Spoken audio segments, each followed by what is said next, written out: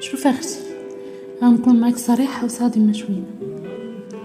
واش عارفه بلي الوقت اللي انتي كتحرقي فيه اعصابك على بيت ماركه ولا كرادات، كاينين عيالات بحالك جالسين في ديورهم كيحسبوا الارباح ديالهم بسبب هاد الكاس.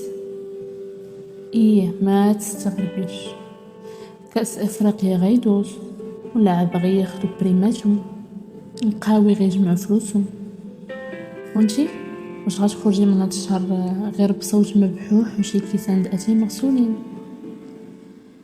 اختي، هاد الكرينت اللي كتشوفوها في التيران راه ربي حطها فيك حتى انتي.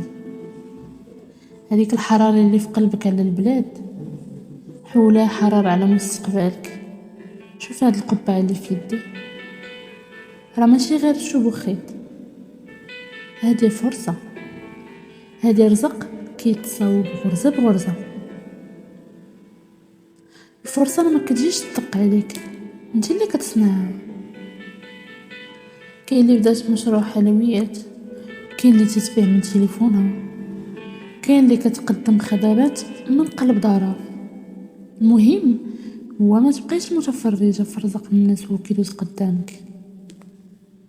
وعارفه باللي البدايه كتحير، داكشي علاش انا هنا معك. هاد السلسله يلاه بدات، وغادي نشارك معك افكار ومشاريع عمليه تقدري تبداي غير من صالونك وباقل تكلفه. الا كنتي باغا تكوني صانعه فرص وماشي غير متفرجه، ديري ابوني دابا وفعلي الجرس باش تكوني اول وحده كتوصل بالهموز والافكار اللي كتغير لك حياتك. انا نور، هادي نور الحياه.